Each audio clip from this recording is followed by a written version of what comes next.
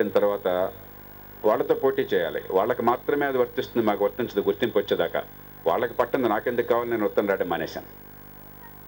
Media దాన్ని పట్టించుకోలేదు, రాజకీయం పట్టించుకోలేదు. ఒక చక్కటి మార్గం ఉంది రాజకీయాన్ని మార్చడానికి. చట్టపరంగా మార్గం ఇప్పటికే ఏర్పడింది, ప్రపంచంలో అరుదైనటువంటి చట్టం అది. అలాగే భాస్కరరావు గారు దీనిలో ప్రస్తావించారు, మీడియాకు కనుక బిజినెస్ ఇంట్రెస్ట్ ఉన్నట్టయితే వాటిని డిక్లేర్ చేయాలని చెప్పి అనేది, దానికి ఆ నిబంధనలు రూపొందించుకున్నా కూడా అమలుకు నోచుకోలేదని చెప్పని. కాబట్టి నేను కోరేది పెద్దలందరినీ కూడా, మీడియాని తిట్టడం వల్ల ఉపయోగం లేదు. మీడియాలో రామచంద్రమూర్తి గారు చెప్పినట్టుగా వారు నడుపుతున్న మీడియా లాంటివి ఉన్నాయి, మత్తెక్కించి కలిపెక్కించి మన బలహీనతను ఆసరాగా చూసుకుని డబ్బు చేసుకునే మీడియాలు ఉన్నాయి, అన్ని రకాలు ఉన్నాయి. కానీ ఆ రకం నుంచి ఈ రకానికి తీసుకురావాలని చెప్పంటే ఒక్కటే మార్గం. పాఠకులు కానీ విశ్లేషకులు కానీ కొంచెం లోతైన ఆలోచన చేసి మనకి ఏది పనికి వస్తుందని చెప్పి అనేది గుర్తించి, బాగున్న దాన్ని బాగుందని చెప్పి 4 సార్లు అడిగితే, ఆచరణలో చూపగలిగితే, ఆ రిమోట్ కంట్రోల్ని సద్వినియోగం చేయగలిగితే ఉపయోగపడుతుంది. ఈ విశ్లేషకులు చేస్తున్న దాన్ని మనంతా గుర్తించి, సమాజం పట్టించుకుంటోంది, మీరు కేవలం టీఆర్పీ రేటింగ్స్ చూపెట్టి డబ్బులు చేసుకున్న మాత్రం చేత మేము దాన్ని గర్వించడం లేదు, మీరు ఎలాంటిది చేస్తున్నారన్నది మేము గుర్తిస్తున్నాం, ఆ గుర్తించి బాగా చేస్తే మేము ఆహ్వానిస్తున్నాం, మేము గౌరవిస్తున్నాం, బాగా చేయకపోతే అసహించుకుంటున్నాం అన్న సంకేతాన్ని అందించినట్టయితే ఖచ్చితంగా ఛానల్స్లో మార్పు వస్తుందని చెప్పి ఆశిస్తూ, ఇంతకంటే ఎక్కువ మాట్లాడితే వెంకటేశ్వర ఇంత ముందే చెప్పాను, మన్నించమని వేడుకుంటూ మీ అందరికీ నమస్కరిస్తూ భాస్కర్ గారిని అభినందిస్తూ సెలవు తీసుకుంటున్నాం. భాస్కర్ రావు గారిని మాట్లాడాల్సింది కోరుతున్నాను. ఇంతమంది పెద్దలు మాట్లాడిన తర్వాత మాట్లాడాల్సిన అవసరం లేదు, టైం కూడా సమయం కూడా చాలా తక్కువ ఉంది, వీరంతా కూడా వెళ్ళిపోవాలని చూస్తున్నారు. ముఖ్యంగా డాక్టర్ జయప్రకాష్ నారాయణ గారి ఈ గ్రంథాన్ని ఆవిష్కరించినందుకు వారికి ధన్యవాదాలు తెలియజేస్తున్నాను. అట్లాగే సత్యవాన్ గారికి, డాక్టర్ చౌదరి గారికి, మరి డాక్టర్ రామచంద్రమూర్తి గారికి, మిత్రులు వేద్ కుమార్ గారికి ధన్యవాదాలు తెలియజేస్తూ ఒక విషయం చెప్పదలుచుకున్నాను. అదేంటంటే, నేను గత 4-5 పుస్తకాలు ఢిల్లీలో రిలీజ్ చేస్తాం జరిగింది.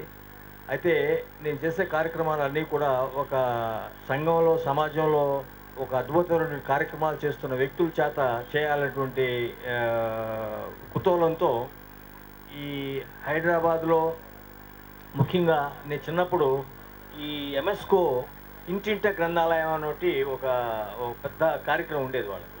వాళ్ళ చేసినటువంటి కార్యక్రమం నేను కూడా కొంత ప్రభావితమైన వాళ్ళు ఒకడిని. గ్రంథాలు చదవటంలో మా ఊళ్ళో ఉన్నటువంటి లైబ్రరీ వలన ప్రభావితమైన వాళ్ళలో కూడా నేను ఒకడిని.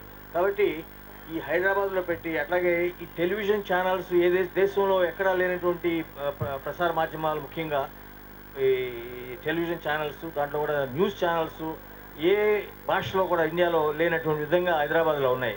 కాబట్టి హైదరాబాద్లో ఈ పబ్లికేషన్ జరిగి మంచి చెడులు విచక్షణ చేస్తున్న ఛానల్స్ ఉన్నాయి. ఇందాక రామచంద్రమూర్తి గారు 2-3 సార్లు చెప్పినటువంటిది మొట్టమొదటి నుంచి కూడా నేను చెప్తా ఉన్నాను.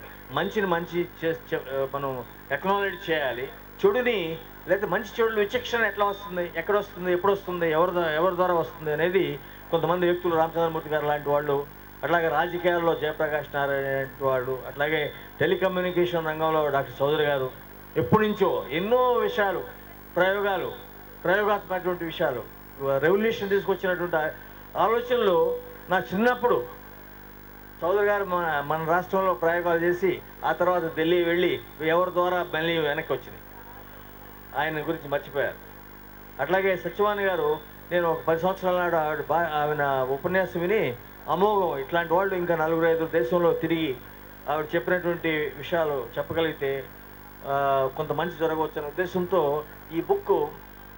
ఈ పుస్తకాన్ని మన విజయ్ కుమార్ గారు, ముఖ్యంగా ఆయనకి ధన్యవాదాలు తెలియజేస్తున్నాను. ఎందుకంటే ఆయన ఎన్నో కార్యక్రమాల్లో నిమగ్నమై ఉన్నా కానీ పుస్తకాన్ని చాలా త్వరగా తీసుకొచ్చారు. ఎందుకంటే చాలా మార్పులు జరుగుతున్నాయి ఈ టెలివిజన్ రంగంలో.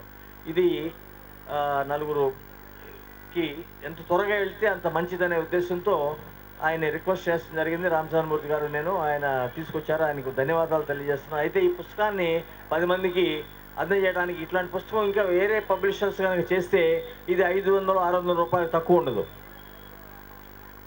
అయితే ఇది 125 రూపాయలకి మాత్రమే ఇది జరిగింది. ఈ పుస్తకం అక్కడ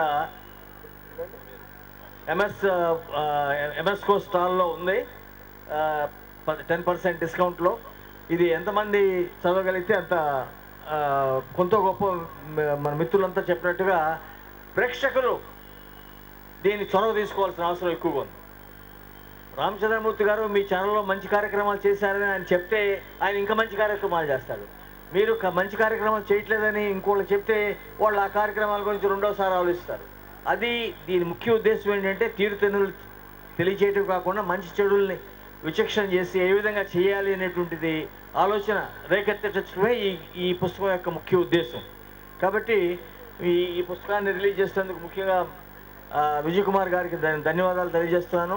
అట్లాగే ఆయన ఈ పుస్తకాన్ని దేశం మొత్తం మీద కూడా తీసుకెళ్లే విధంగా మరి ఆలోచన చేస్తే బాగుంటుందని చెప్తూ మీ అందరికీ ధన్యవాదాలు తెలియజేస్తున్నాను. మీ అందరికి కూడా ఇంతసేపు కూర్చున్నందుకు ఈ పుస్తకాన్ని కొద్దిగా ఆలస్యం అయింది ఈ కార్యక్రమం మొదలు పెడతంలో, అందుకని క్షమాపణ కోరుతూ మీ అందరికీ ధన్యవాదాలు తెలియజేస్తున్నాను. నమస్కారం. Thank you very much.